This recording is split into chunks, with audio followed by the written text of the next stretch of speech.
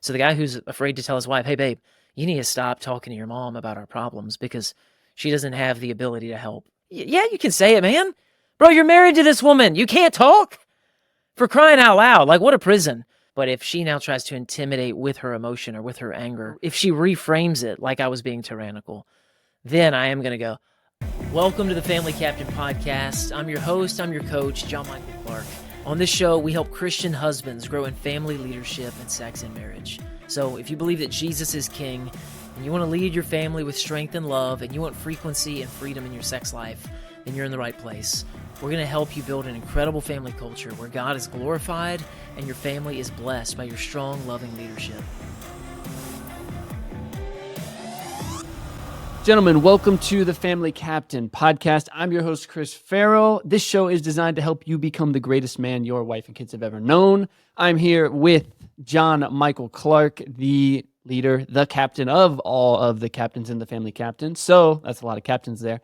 JM, my man, tell us a little bit more about the Family Captain. Brothers, what's up? Yeah, man, we're here to help you lead with strength and love. There's been so much bad teaching, so much bad messages to husbands throughout the body of Christ, unfortunately, for the past few decades. So we want to be on the cutting edge. There are many voices, but we want to be one of them that is encouraging you, that's bringing clarity to the scriptures so you really know what it looks like to love your wife like Christ loves the church. So you really know what it looks like when the scripture says you're the head of your wife. Actually, it doesn't say you're the head of the household. Why? Because Jesus is. But we want to make all these things ruthlessly practical so that you can thrive in your marriage, you can thrive in your fatherhood. Also, we talk about something that sometimes is uncomfortable for folks. We talk about the goodness of God's design for your sex life in your marriage so that there would be the fullness of this good gift, the spiritual part, the physical part, the emotional part. We're not sorry for any of it. We want to encourage you so you can enjoy more frequency, more freedom in the bedroom, and all the good things that go along with that as a man just feels good when he's walking out the masculine design that the Lord has built for him. So the Family Captain makes that concise. We package that up so you can say, what the heck does it look like on a Tuesday, though? So that's what we're here to do. Keep making things practical, keep making things plain so that you are well served, so that you can lead well, brothers. Excellent, man. And speaking of the sex life, I know you have a pretty cool win in the Family Captain group. So I was laughing. I was laughing when one of our brothers shared this. So, this is a brother who's inside the Family Captain Elite Coaching Program, and this is what he said. So he said, I came back home from after 2 weeks out of town. He had to travel for work. He said, marathon sex 4 times in one day, one of which she woke me up in the middle of the night and mauled me like a desperately horny she-devil, resulting in 8 wins between the both of us. So, again, I was laughing because my bro and his wife, they were just enjoying passion together and a lot of good things going on there. So we're happy for him, and we celebrate wins like that all the time. I mean, they're not exclusively sexual, but again, we're not sorry for those. Of course, we want those kinds of beautiful victories as well. But our clients are winning, bro. Let's go, dude. I mean, eight wins and 4 times. I mean, solid, right? I just like how he said he was being mauled. Dude, it's hilarious. Oh, it's good stuff. It's good stuff, man. All right, well, dude, let's get into this episode. This is a topic we've yet to cover on the Family Captain Podcast, and I want to start here. So Genesis 2:24 says, therefore, a man shall leave his father and his mother and hold fast to his wife, and they shall become one flesh. JM, this verse is the foundation for marriage in Scripture, and it's a picture of leaving and cleaving and becoming one, right? Like that covenant relationship where 2 lives are joined by God Himself. Amen. Here's my question to you: What are some sneaky ways that the enemy gets in there and takes this concept of leaving and cleaving and creates disobedience in a marriage in a lot of Christian homes today? Yeah. Well, I think your question takes for granted the fact that anybody even knows that what the Bible teaches there. I think most folks, it's here's how this is going to work. People have their own ideas, and if they're not really, really tethered to the word, then they're going to be like, well, here's what I expect. Mama's going to come over every other day. Everybody has different expectations of what this thing is going to look like. the Lord has made plain, what the principle is. And of course, we have freedom to walk the thing out. But I think for starters, people don't really have much of a concept for what that leaving and cleaving means. It comes up when things get really bad, instead of having a good foundation. As a pastor, this is something I'm talking about when I'm, going to marry a couple. This is one of the many things that we're doing in pre-marriage conversations, where we're talking to them about, you know, you name it. I mean, I want to hit everything that I can possibly hit, but cover what their expectations are. I don't want to give them hard, fast rules, but I do want to make sure that they have some way that they say that they will be obeying that command, because Jesus quotes that again, and he emphasizes the point too. So this is needed. This is important. The big question, of course, is, okay, but what does that mean? Mhm. What is that supposed to look like for me to leave and cleave my father and mother, or leave my father and mother and now attached to my wife? Are we shunning my parents? Are we not allowed to talk to them again? There's a lot of freedom for interpretation, but we know it's got to look like something, and it can't look like nothing. So I think that's the first issue we run into. And then after that, even who folks might be familiar with the phrase, I think a lot of times they just haven't done the hard work of thinking through it, and they're, in all fairness to them and defense to them, it's just kind of like they feel the frictions of the bad fruit when it comes up. But that can look like a lot of things. That can look like the overactive in-laws who are, over all the time unannounced, or, the influence that's coming and decision authority, frankly. Really, where is the authority? I think that's probably one of the main things that a lot of husbands experience, and the frustration that they're feeling is, does the husband have authority over his wife, or do her parents have authority? Or does he feel like, or does the husband feel like he's sharing authority with his father-in-law? And that is where we get into some real trouble. Yeah. Yeah. Let's talk about the couple who, they're married. They've been married for some amount of time, and the husband's passive because his wife is still far more connected to her parents than him. Um, what do you say to this guy? I mean, what questions do you ask him?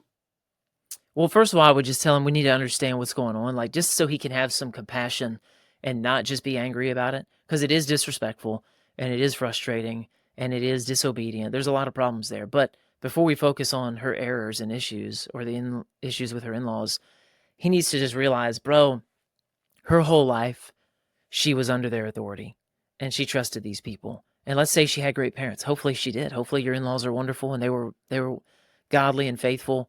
So they did a great job, and she's used to trusting them.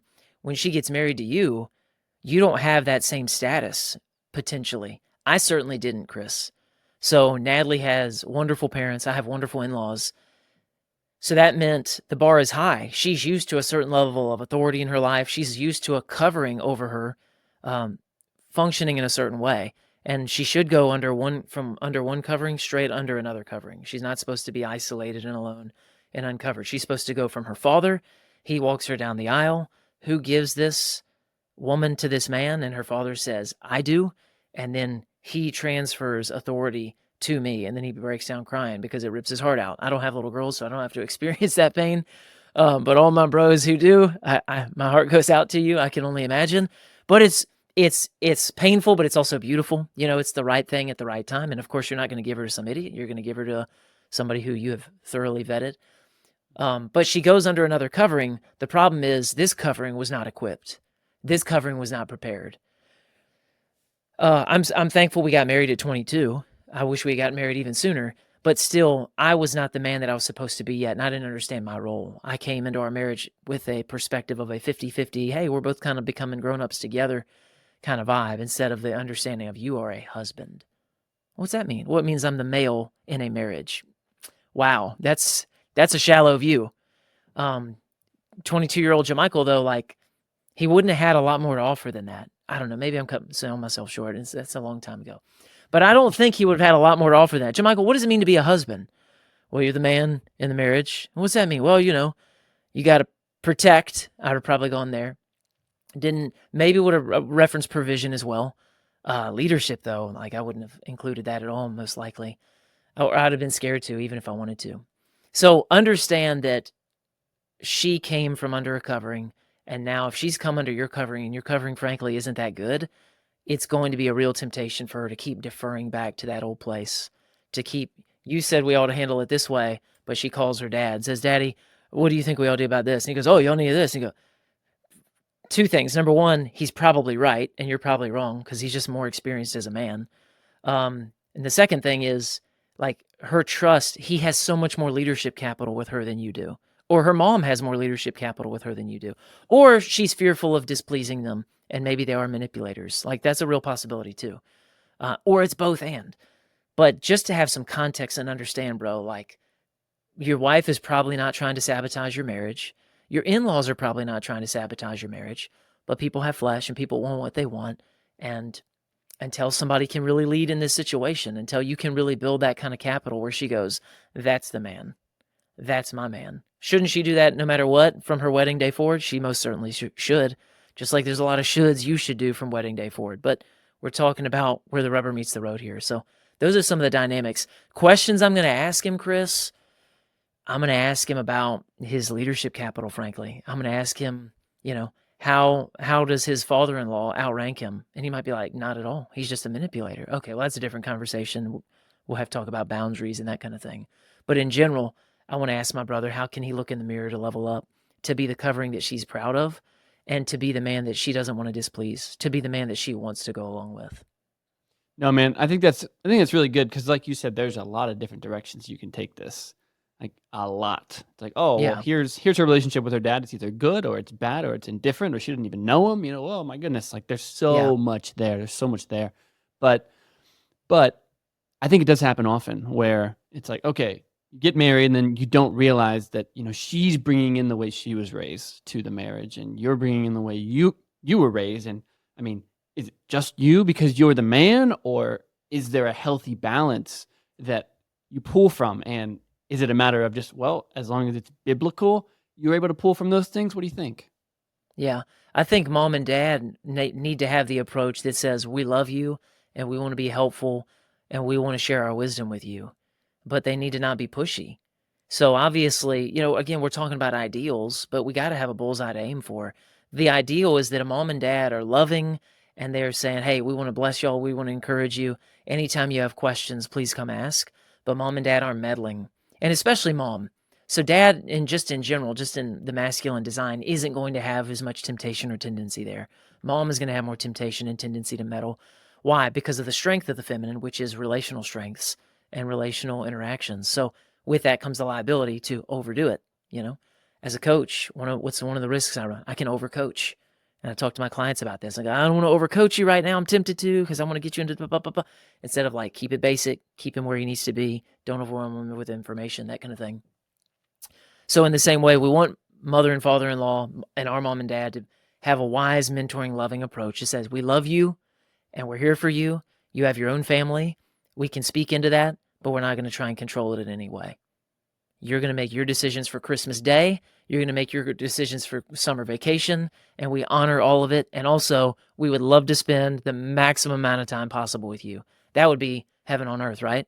Like for the parents and the in-laws to have that approach that says what you decide is what you decide. But that's not normal because they want what they want, because they want to spend more time with you. And so pettiness can come in the way. And now we've got pressure. Now we have expectations. Wife is most of the time going to feel those more so than husband is. And she's feeling dad and mom are mad, they're displeased, they're frustrated because we're doing Thanksgiving this way, or we're doing this thing that way, or we're doing this with the kids, and we're not letting the kids eat that, or we're not doing Santa Claus, or all these things. And now wife is feeling those pressures, bringing it to husband. Husband's trying to navigate, bring encouragement.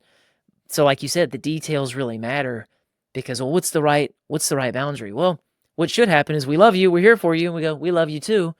And no one ever gets offended when schedules are made and vacation plans are made and Christmas is made and we say we're not doing Santa and we say we're homeschooling and we say we're, whatever. And everybody goes, well, we love you and we're here and we'd love to talk. Or can we ask some questions respectfully? Of course.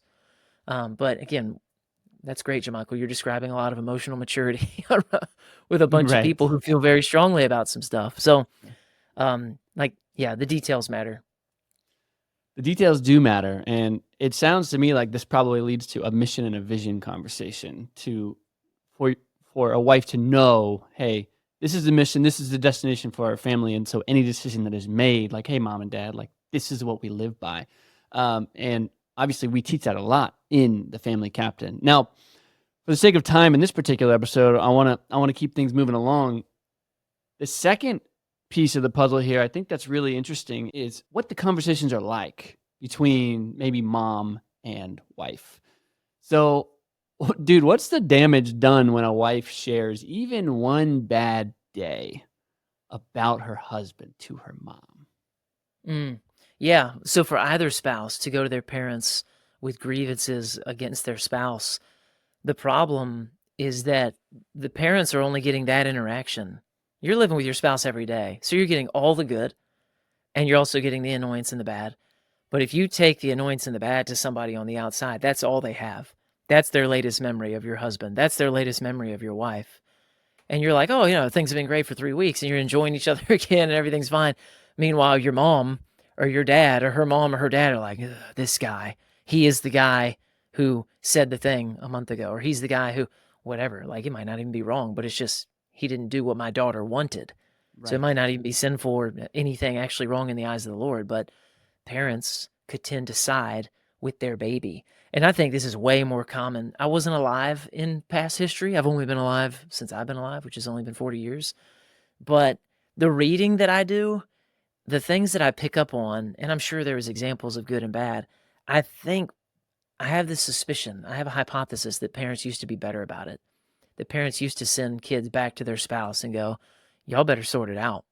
You better go apologize to your husband. Natalie's been reading Little Women to me and the boys. Now she's reading Little Men to us, which are awesome books. But one of the grown women in the book, she goes to her mom to complain about her husband because he's not around the house as much, and so she had twin babies, and she kind of ran him off essentially, and it kind of tells how like the author says her little idols, occupied her every waking moment, and the husband is just she was neglecting her husband, so he ends up hanging out at a friend's house a bunch, and I think this was like 1800s is when it was set, or early 1900s, New England, but so she goes to her mom to get her mom to gush with her and emote with her and to side with her, and her mom goes, honey, like, you did this. I'm like, mother, you're supposed to side with me. Yeah. And I just told Natalie and the boys, I was like, I don't think that would be the common response in the modern moment in the West. I think if man, I mean, Chris, can you imagine how Pastor Melvin would approach that guy from the pulpit or in a counseling session? Your wife has twin children and blah, blah, blah, and you're abandoning her. But if you read the whole story, there's the whole truth, right? Not just one truth. And I think he erred as well. And I pointed that out to my sons. I was like, bro, it was his responsibility to fix it. Praise God, he had a wonderful, wise, and godly mother-in-law to save the day. But homeboy didn't know any better. But still, he had to come in and fix that. He had to say, I'm going to parent my children. Yeah. So his wife ended up kind of letting him back in and deferring to him, which is wonderful and beautiful and submissive. But still, he kind of won. He won the day because he had a great mother-in-law and because his wife was repentant. Praise the Lord. That's awesome. But also, bro, he would have been doomed after a decade if he didn't have a godly mother-in-law and a godly wife who was repentant, because he wasn't actually leading and going, hey, yes, I can hold the baby the right way. Yes, I do know how to put him down to bed. Yes, again, kind of letting her rule over him. So I think most of the time, parents are going to side, unfortunately. Like, I'm just going to assume that people are going to get in their flesh. I think they're going to side with the child coming to them, unless they're really Yeah. mature and godly. And otherwise, they're going to go, hey, have you prayed about this? Like, what? Don't talk to me praying about it. I'm trying to vent about it. I'm trying to gossip about it. But that is the damage, because your family starts to build this storyline of your spouse, and that's all that they have to work off of. So they put on the fake smile at the birthday party, but really they're like, Chris sucks because So Jonna told true, man. us. Jonna told us what happened, and like we know that it's all fake. Like, it's not fake. Chris is a whole person. You heard one snippet of one moment. Maybe it was sinful. Maybe it wasn't. Maybe your daughter just didn't like it, and Chris is leading how he thinks he's supposed to lead, and maybe you need to mind your own business. Or maybe he did sin. Maybe he's repented, and your daughter never came back and told you about all that and the restoration and the progress. Like, and even if she didn't or even if she did tell you all that, again, like, it has poisoned the well, unfortunately, and is a great, great danger because now things can unfortunately get worse exponentially. No, you're absolutely. As you were saying that, I pulled up Colossians 2:8. It says, "See to it that no one takes you captive by philosophy and empty deceit, according to human tradition, according to the elemental spirits of the world, and not according to Christ." And I feel like when sometimes, like you said, the difference between the 1800s and now is most parents, although like they might be in the church and yada yada yada, it's still just what they think. It's not really the authority of Scripture. It's still just what they Right, think. And so that's why right. naturally it's easy to gossip with mom and dad. It's like, oh, it's not gossip. Like you're my mom, you're my dad. You know what I mean? But talk to me about like talk to me about, as a husband, how I can how I can get my wife to see like, hey babe, you can't vent to your family about me anymore. But I don't want to sound like a tyrant while I do this, but it's still true. She really can't vent to family about me anymore because of that label she's putting on me. Yeah. Well, venting is not helpful unless you're venting to somebody up the chain of command who actually has the desire and the ability to help the situation. Otherwise, you're gossiping. So he's not a tyrant to give her any kind of standard like that. Now, he can't control her. What if she does it anyway? Well, you can't stop her, but you need to cast your vote. You need to express your displeasure over the situation. And then, of course, she may get defensive and go, well, who am I supposed to talk to? I can't talk to you because you're the worst person in the world. And so my mom's the only friend I've ever had. And, he wants to be gentle, but again, he still wants to be firm and say, hey, this is gossip. Your mom doesn't have the ability to help our situation. Uh, and I don't even know if she has the desire, frankly, baby. Or maybe she has one, but not both. So we need to go to people who have the desire. They love you both, and they're going to be a truth teller, like the mother-in-law in the Little Women book. Like she was like, she wants what's best for both of these people. And she taught her daughter about her husband, and she was like, it looks like this, and you've been doing that. And I haven't said anything. I've been watching, but now that you're bringing it up, I can tell you exactly what's happened here. So for the guy who's worried about a wife's poor response, like, Bubba, get over it. Like, you're living in fear of your wife, which is why things have gotten as bad as they've gotten. This is nice guy stuff, right, Chris? Like, by the way, everybody, all of our listeners, nice guy, we always mean that as an insult, unfortunately. It's never a positive thing. Because the nice guy is just agreeable. He's not the good man. We want to be good men. And good men can be very kind, and they'll be very gentle. That's our target, is a good man, but not a nice man. Because a nice man will just be agreeable and go along to get along. So the guy who's afraid to tell his wife, hey, babe, you need to stop talking to your mom about our problems because she doesn't have the ability to help. And frankly, but should I say the other part? Yeah, you can say it, man. Bro, you're married to this woman. You can't talk? For crying out loud. Like, what a prison. So yeah, you can say both. Well, she might disagree.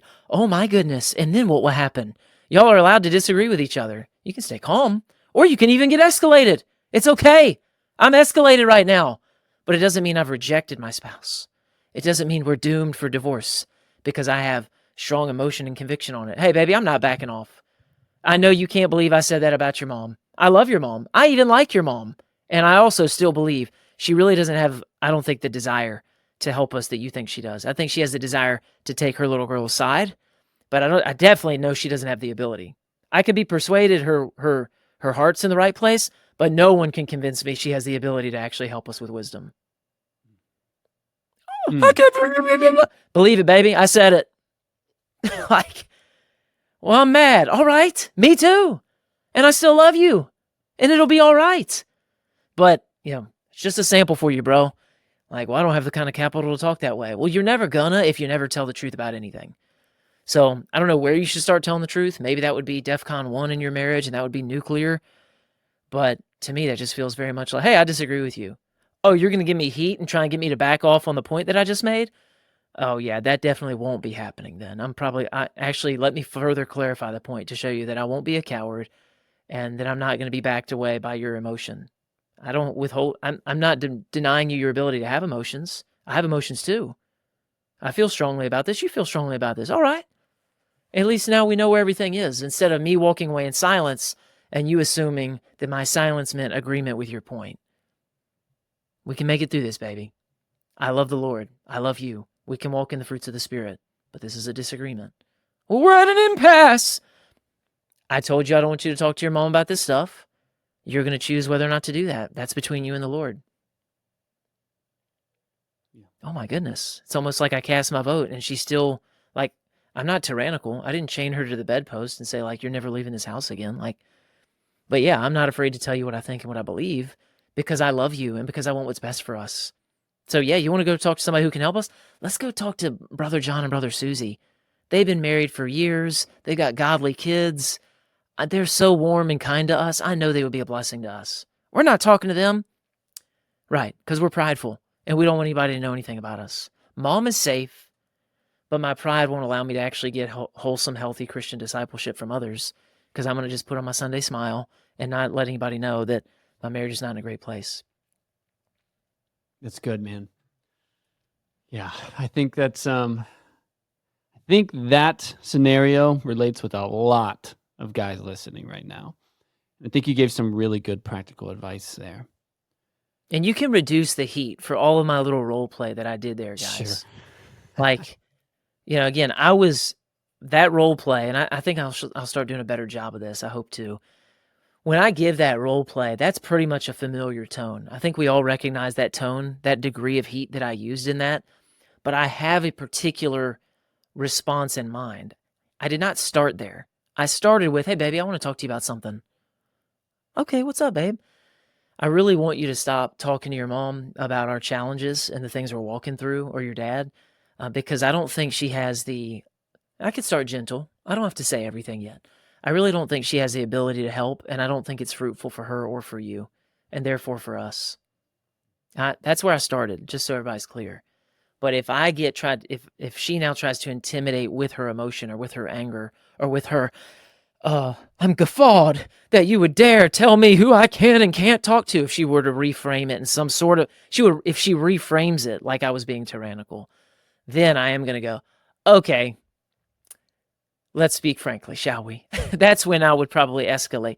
So my role play was in response to a manipulation, frankly. That role play heat level that I was giving is not step one. Step one is, "Hey, baby, could you please blah, blah, blah. I don't think it's wise or good or fruitful." So, "Okay, baby, I'll stop that. Thank you so much." Hallelujah. You go to your brother if he sinned against you, one-on-one. If he repents, you've gained your brother. The end. There's no escalation to this story. If he doesn't, now we come with 2 or 3 others. There can be escalation. So that was my escalation. Not that I'm going to eventually keep yelling, but like that heat that you heard, that's the top of my heat. There doesn't come any more heat than that. There's not a next stage. I'm frustrated. I'm angry. I'll communicate that. But I don't have a new play. I don't have a new level that I could take things to. So I want guys to understand that. And I never want anybody to misapply and be like, "I'm sick of that." So that level of heat was to match and to let a manipulator know that I won't be manipulated. That's what was going on there. I think that's helpful. It's helpful just from the very beginning of the conversation. Like, hey, here's how we start this thing, and then if manipulation does take place, here's how we progress. Yeah, don't run from it. Make sure Yeah. you're clear. Yeah. So, JM, talk to me about this one phrase that you always say. Every couple should agree on this phrase when dealing with in-law decisions. Yeah, so the thing I shared with Natalie early on when we were talking about family decisions and moves being made, especially if your wife has good parents. I mean, I would think it would be less of a problem if she had bad parents because they're kind of detached anyway. So she's just been in these people's home. She went from their roof to my roof. So she's used to asking permission, seeking counsel, getting direction, being approved of by them, wanting their approval, rightfully and naturally so. But the thing I had to start to teach her early on was, "Hey, baby, you need to say, I'll talk to John Michael about that." Like, that's your get out of jail free card. That's your don't answer that question in the moment card. Don't make plans without me. Like that was something I had to keep sharing with her and keep telling her. And it was very difficult for her. And I had to be patient. But that was very difficult for her to realize, like, "Hey, we're doing this on Saturday." And I'm like, "We? Who? Who asked me?" "Well, I just thought because blah, blah." So she would like make assumptions for me and do things for me. Why? Because there was still a lot of boyishness in my life that seemed like I was go with the flow and loosey goosey. And I am go with the flow and loosey goosey, by the way. But I'm still not going to have others make my decisions for me. But she didn't realize that yet. And I didn't understand how I was showing her that I wasn't that man. Like the fact that she would even consider, the fact that so many wives would even think to like make plans without consulting their husband Well, yeah, she needs to get that straight. She does, but also it says something about you too. It says something for everybody. The man in Little Women, he shouldn't have left his wife with her twin babies, and she shouldn't have essentially run him off with her overmothering and idolatry of her babies and, kind of keeping him out of everything that was happening. Everybody bears fault. But again, we're talking to our brothers. So for our brothers, I think it's helpful to have a phrase. If your wife gets put into corners and she doesn't know how to respond, hey, we want to do this. Hey, we're making plans for this thing. We're making plans for that thing. Can you commit? Can y'all be there? I want to make this happen. You just need to give her a script that she can use. You say, oh, okay, let me talk to Chris and we'll get back with you. Let me talk to Chris and we'll get back with you. And it was just such a safe line. And then who knows what's going to come next? Their accusation, now another manipulator could get started. Why? Because they just lost the authority that they had. They had the authority to move things and to control people and push people around. All you did, you didn't control them. This is always the test with a manipulator. Are they being a manipulator or am I being a manipulator? Am I trying to control them? And am I punishing them? So I'm not telling the in-laws they have to behave any differently. I'm just saying I'm going to behave differently. So I had to teach Natalie that so she could understand, like, I'm not telling them what they can and can't do for the vacation. I'm not telling them what they can and can't do for Christmas or Thanksgiving or anything else. I'm just saying we'll cast our own vote. That's like the most fair thing in the world. Everybody has to admit that that's fair and right. So that was the line that we got used to using and that she still uses with all kinds of things in life. She goes, oh, let me check with Michael. Let me talk to Michael. Let me talk to Michael. And as I've gotten better as a leader, I mean, now she's just like, it's super easy for her because I have so much authority and she's happy to. She's relieved at it. Whereas early on, it was a difficulty and she felt a strain, like a tug of war between husband and family and in-laws and whoever else. Now she just feels like it's so easy. It's so natural. It's so obvious. Jamichael will solve that. Jamichael will make that decision. Yeah. Or don't you talk to your wife about everything? Anything? I talk to my wife about everything. I love that girl. I always want to know what her preferences are. That's like the number one influencer for my decision making. But so after I know Natalie's preference on something, then I'm trying to make the decision. All right, Natalie prefers this. It's very important to me because I love her and I love to give to her. But I do not like to be extracted from. I don't like her to make decisions on her own because she wanted that thing. Why? Because I didn't get to give it to her. Now all I'm doing is walking in obedience to her. It wasn't respectful, and I didn't get to provide. I love to provide for her. Don't take my opportunity to give a gift to you. So now that she's put up the quick boundary and said, hey, we'll get back with you on that. Let me talk to Jamichael. Now she shares her preference with me. Now I make the decision, and I can go and communicate with whoever. I can make the phone call or send the text message. Hey, y'all, we're going to be there. We're looking forward to it. Hey, y'all, we can't make it. Love y'all. Hope it's still awesome. Whatever. And I can be the bad guy in that scenario or whatever else. But the more I insert myself, the better, and the less social pressure she has to feel and relational pressure from anybody. Sure. The Family Captain is all about helping Christian husbands to build an incredible marriage and family culture. It's self-leadership, it's family leadership, it's sex and marriage, all made practical so husbands, wives, and children can enjoy God's best and truly thrive.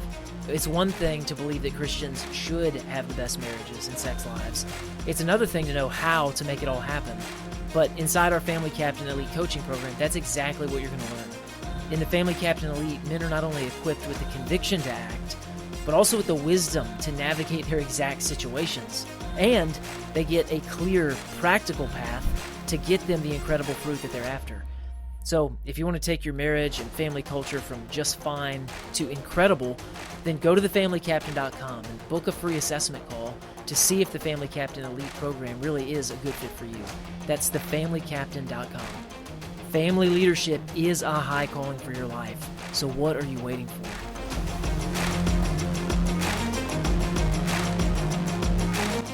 Let's talk about defending our wives from our own parents. So, you have a wife who, like, your mom just doesn't like her. She just doesn't treat her with respect. And therefore, now there's this imbalance in, like, well, we see your parents all the time, but we don't see mine, and blah, blah, blah, blah, blah. But she doesn't feel comfortable. This is a real thing. It happens a lot. Yeah, so important. you're not gonna like the answer, guys, because you have to be direct and you have to go in and solve it with plainness. I generally recommend that a wife goes to be direct with her parents and that a husband goes to be direct with his parents. And that might surprise guys coming from me because you might think, oh, I thought you're supposed to insert yourself in everything. I'm thinking about capital. I'm thinking about where it's going to be best received from. I'm not thinking about like the technicality of authority. I'm the protector. I stand between my wife. The things you see about a man supposed to stand between his wife and the traffic, like on the sidewalk or something. Like, well, yeah, certainly. But you're supposed to stand between your wife and everything, your wife and the whole world. That's just symbolic of it. But why not your in-laws then? Well, it depends. If it's the low grade, we're making plans for the weekend stuff, I don't think that needs your full insertion. It'd be different. Like, are they tyrannical? Are they really toxic? We haven't really described like extreme toxic people. We're Right. describing like normal folks who love each other, but they have flesh and they can be manipulative when they want to get their way. Hey, that's people. So we're not really referencing the toxic stuff. The toxic stuff is a lot simpler, frankly. You do just have to insert and put up hard walls. And there's not a lot of dancing that's required. There's not a lot of art form in it because it's so simple. You can go, we built a brick wall. They're so toxic. The end. That one was easy. It's hard emotionally, and you hate to do it, but you have to do it. There's no other play to be made. It's the ones who all is well and all is fine. We're like, that was an overstep. That was another overstep. Oh my goodness, this is awkward. There's so much warmth here. There's so much love, but now I do have to go and have a conversation. I think in those settings, it's best for her to go with conviction so that they're not like, Chris, I don't know what he's done to John, but blah, blah, blah. And now Chris drives over to their house. It's like, hey, y'all, how y'all today? What's up, Chris? Hey, can we talk for a minute? And they're like, who's this devil? Like you can't even get home before they've called John and be like, Chris was so disrespectful, and you weren't. You were like so they just can't believe that you were so direct to come up and speak plainly. So that's why I think it's best that she goes. Not that you're sending your wife into combat and hiding behind her. If you're doing it for cowardly purposes, then by all means you go and do it. But I think it can be done with wisdom. Now, when it comes to the guys, I'm so glad you brought this up because what about guys? I've seen that and I've coached that, Chris, where the marriage is under strain because he's a nice guy and he says yes to his wife and he says yes to his mom. And he's the one who's being tug of war. It's not daughter with mother and mother in law, it's man with mama and being pulled back and forth. And mom is probably in that case even more manipulative to have him under that sway, to have him under that power. So he tells his wife what she wants to hear, which is what a nice guy does. I'll just tell you what you want to hear right now because I'm so uncomfortable with any kind of discomfort and I don't want Chris to be upset with me. Jamichael, can you blah, blah, blah? Yep, I'll have it done. Can you have it done by this time in this day? Yep, have it done. I won't and I can't. But I was so worried about what if I told you no and the rejection, the pressures there. And there's reasons for that. There's reasons for my baggage. There's reasons for my flesh, but I'm still a liar regardless of how many reasons you want and how many therapists you want to take me to. Like, at some point, I have to say, you know what? I'm responsible for my actions and my words. And I don't just get to keep blaming everyone who came before me, because if so, we just take it all back to Adam. And everything's Adam's fault and nothing's my fault. So I've got to acknowledge that. So some of you guys, that's your problem, even as I described that. Like, you care too much about what your parents say, and you haven't really left them. You just haven't left them. Well, I'm not going to abandon my parents. Careful, buddy. Careful. Don't go to that ditch. Don't make a caricature of what I'm saying. But the fruit is talking to you, bro. If your wife is discouraged and overwhelmed and your mother-in-law is rude to her, or your mother is rude to her, or your parents are rude to her, your family doesn't like her, and you're always trying to navigate both, and you've got this big, giant intermesh family, and we all go there every Saturday, and it's just part of the thing. We all go there every Sunday, but like your wife isn't welcome and warmly received in those situations, bro, I have strong words for you. Strong words for you. You've been destroying that woman for years. You've been destroying her. Well, she's unforgiving.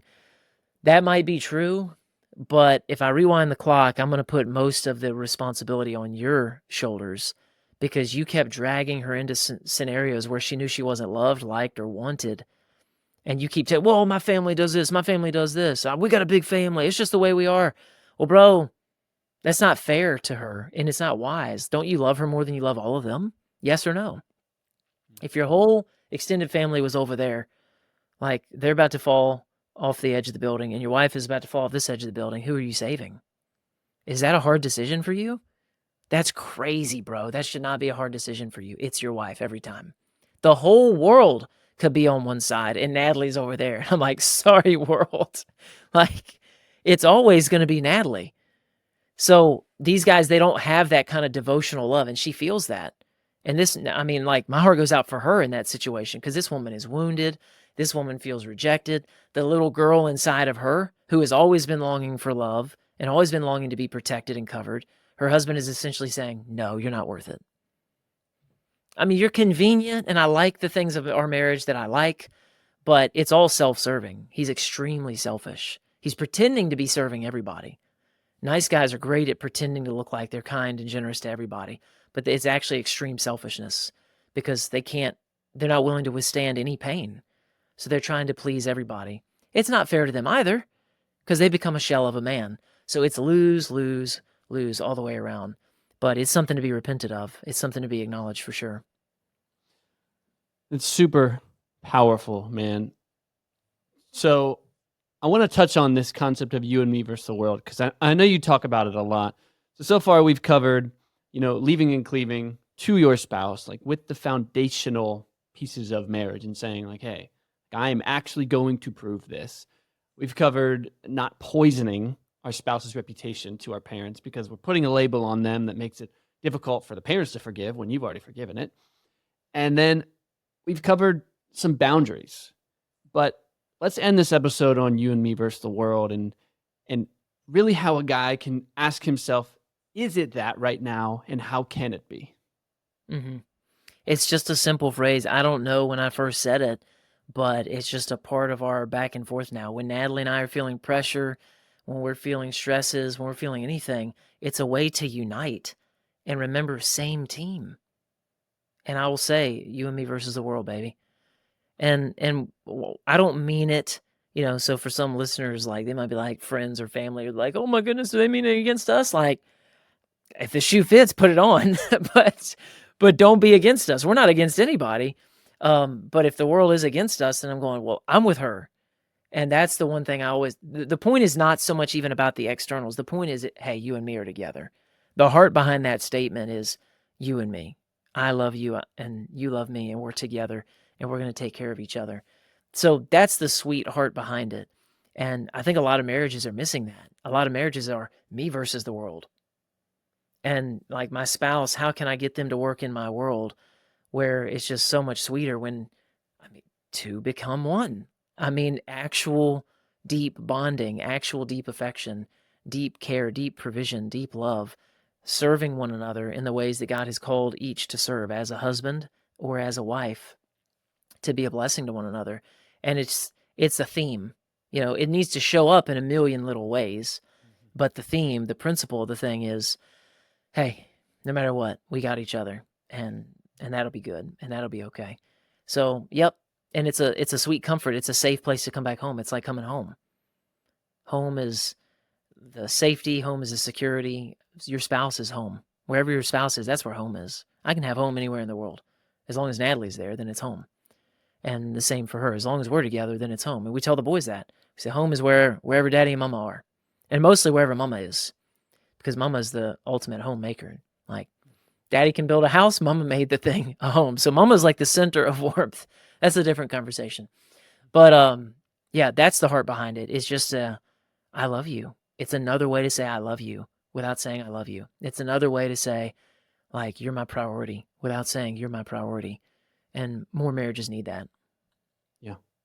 What are some audit questions that just pop in your head automatically? Like, hey, bro, if this isn't true, then it's definitely not you and me versus the world, and we got to reverse that. Yeah. Are y'all laughing together? That's a big thing that's just overlooked. Like, y'all should have a good time together. Are you having fun together? If you're not having fun together, then there's bitterness and there's resentments, and there's some degree of the friend zone going on. There's some degree of, like, friend zone would be ideal compared to, like, friend zone's horrible, by the way, for marriage. But friend zone is ideal compared to, like, bitterness, because friend zone is not bitter. There's just no attraction happening. But If you're not even laughing together, if you're not even having fun together, then I'm going, man, like, what's up with this? There's some extreme disappointments at least, but disappointment can sometimes get infected, and then that can turn into bitterness. So those are just some of the first things that come to mind right away. Like, is there romance? How often are y'all having sex? Like, my emergency minimum for couples is twice a week. There's exceptions to that, health things, all kinds of, possible exceptions. But the general normative, my emergency minimum is twice a week in a normal circumstance. So if that's not happening, like, you already know things are off. And I don't know if it's in-laws. I don't know what's going on, but there's some love missing. There's affection missing. There's attraction missing. Like, all these things add up. All these things mean something. All these things bring consequence. Is your wife just anxious and tense? And most guys are listening to this be like, yeah, Sherlock, of course she is. Well, bro, I know it's normal in our culture, but it's not normal. It's not supposed to be that way. So many women are anxious and tense and stressed and depressed. But again, we bear a lot of that responsibility. Everything's not our fault. And yet some stuff most definitely is. It was my fault that my wife was burned out in life. It was my fault. I don't say that about everything. Everything is not my fault. But that certainly was my fault. Why? Because I wasn't a proper covering. I was a life partner. I loved her. I liked her. And we were having fun until we weren't. Until she was just burned out in life. She still loved me. She still liked me. But she still burned out and she just cooked. I talk to guys. They tell me about their situation, what's going on, blah, blah, blah, blah, blah. I'm like, bro, she's cooked. Your wife's cooked. Like, well, but we go on nice trips and like, I'd send her to get her nails done or her hair done and all of that. I'm like, bro, you're not hearing me. She's cooked. Like, well, how do I get her uncooked? I'm like, you have to be the husband. You're going to try and solve all these things, and that's not the thing. I waxed the car. I put gas in the car. I did all these things. Bro, the engine is like fried. It's just fried. Well, what's her engine? Her engine is she's been having to live as a man. She's been having to be a husband or a 50-50 life partner for years. And that just kept burning, burning, burning, burning, burning to the point where she's cooked. I sent her for a spa day with her friends. Like, that was good, but that doesn't shift. You're not understanding the issue, buddy. The issue is Natalie is just cooked. Like, you're trying to address up all these other issues, but those aren't the things. The thing is, she needs a husband who can cover her, and she needs to walk into the feminine. Well, I don't even know what the heck that means. We'll join the club. I didn't either. Like, but it's not as simple as the Band-Aid that I want to put on it. Hey, go to this worship conference. Go to this prayer event. Go, like, buddy. I'm trying to find another analogy, Chris, that would like you're, the famous, you're rearranging deck chairs on the Titanic. Like, you're not solving Right. the issue that's needed. Like, all those things are good things, but that won't fix the thing. Like, you don't even understand what's broken in most cases. But even if you do, like, her getting her hair done and nails done, keep doing that. I take her on dates. Keep doing that. But there's some other stuff going on. Well, if your wife is on anxiety medications and depression medications, and she's just oppressed in life, like, you got to be the hero here, buddy. Like, this isn't just going to be, you're not just going to throw a Bible verse at her and make all this go away. She can't just meditate her way out of this if she's still having to function in a way that she was not designed to function. So, a thing misunderstood will always, when you don't understand a thing's purpose, a thing will always be misused. And that's true of a man, and that's true of a woman. And if you don't understand the purpose and design of a woman, she will be misused to one degree or another. But many women are on a slow burnout. Some women have been on a fast burnout, but then they get cooked and they're burned out. Can they be restored? Of course they can. Don't forget who our God is. He specializes in resurrection.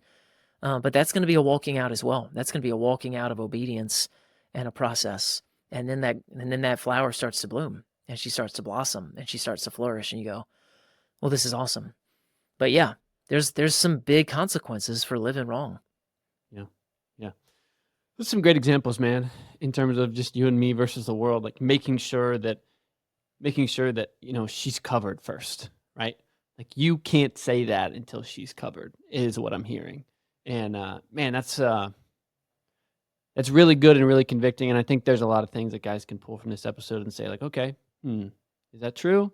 Is that not true? Is that true? Is that not true? Etc.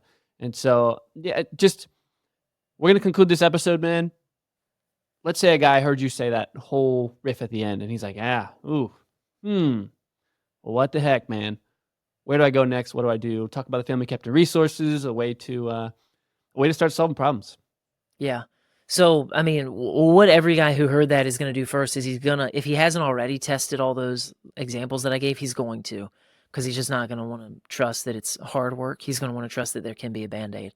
So I don't blame him. I know he's going to go do all that first. He's going to be like, I provide for her. Like, he's going to go through his list of what ought to make her happy, what should make her happy. And he's going to misapply it and think that she's just a bitter woman in her heart. She might be developing bitterness at this point. She doesn't even know why. But it's again because she's been misused and she's been forced to malfunction for years. And he's just going like, well, I just call it being an adult, like spoken like a man who doesn't understood masculine and feminine, and is going to continue to fry his wife and try and put band-aids on it. And what's really sad in those situations, Chris, is when you give her those gifts that are legitimate gifts, she feels more guilt because she feels like I should be okay. What's wrong with me? And I and I love to talk to people. I love to talk to women and encourage them. And I love to talk to men and encourage them as well. I love to talk to couples and say, hey, I can tell you exactly what's going on. Let me pull back this curtain. Y'all were solving all this stuff in this room, and this room's still a mess. Let me open this curtain. There's this thing called masculinity and femininity, and it's really big, and it's really glorious, and it's really beautiful.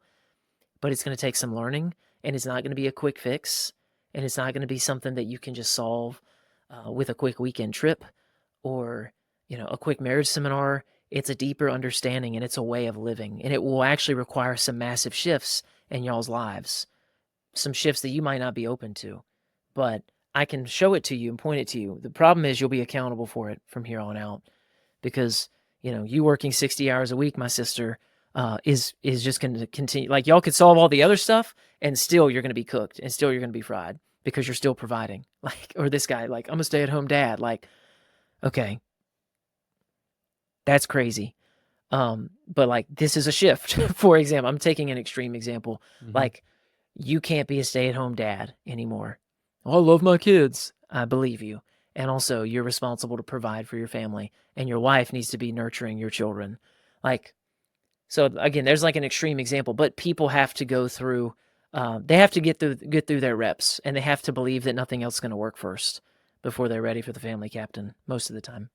Yeah. But yeah, for our brother who record all this for, like the guy who we have in mind, who I love my wife, she loves me, but man, we're not experiencing passion. She does seem tense. It's not awful.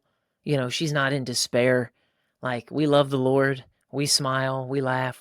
We're having the minimum sex that we're supposedly supposed to be having, according to you, JM. But still, like, we're not thriving. That wasn't good enough for me, Chris. It just wasn't. I did not want, oh, our marriage is fine. It's fine. And I had the best marriage I knew of. And I was still like, dude, this has got to be awesomer. And I was scared to say it out loud at first, scared to think it even to myself. I'm like, oh, be thankful. You have a beautiful wife. She loves you. She loves the Lord. Oh my goodness, brother. Like, yeah, the Melvin in me was trying to shame me into that. But thankfully, the Holy Spirit just kept stirring me and going like, there's more. And you don't have to feel sorry for it. You don't have to be bitter about it. There's more. There's a higher way. There's a better way. So yeah, man, I invite that brother in. Like, book an assessment call with our team. Talk to the guys. They're going to serve you. They're going to bless you. And they're going to figure out, hey, is the elite program a good fit? Cool. We'll put you on a deep dive call and tell you all about the elite program. And then that's where the gold is. You know that, Chris, because that's where we get to get super customized. Instead of like, I'm trying to think of all these examples and talking to, the dozens and dozens of listeners out there. We got my mom and your mom listening and your grandma. And don't forget about those trolls. I mean, yeah, we got some haters. So, no, we got our listeners, but I'm always trying to serve, but I'm like, there's so many scenarios. Yeah. And then you try and speak to the middle, but then people are like, oh, I got left out. Like, bro, that's the point of the coaching.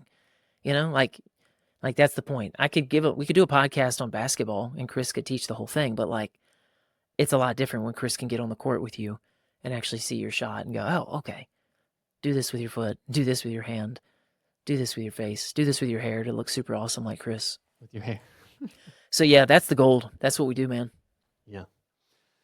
That's good, man. And guys, you can find all that information in the description below on whatever platform you are listening to right now. Hey, seriously, drop some love in the comments. Let us know what you thought about this episode. It's a tough one to hit the in-law side of things, and we would love to know what you want to hear more of on this show as well. So please, let us know. Hey guys, I know you've covered these things, but I don't think you've covered this. Hit us up. We'll check the comments, and yeah. So awesome stuff today, man. Until next time.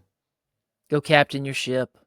Thanks for listening to this episode of the Family Captain Podcast. Now go take some action and serve by leading well. Also subscribe, leave a review so more men can find the podcast and be helped. And if you're ready to take your growth to the next level and you'd like more support, check out thefamilycaptain.com for our resources that'll help you accelerate your journey. And until next time, go captain your ship.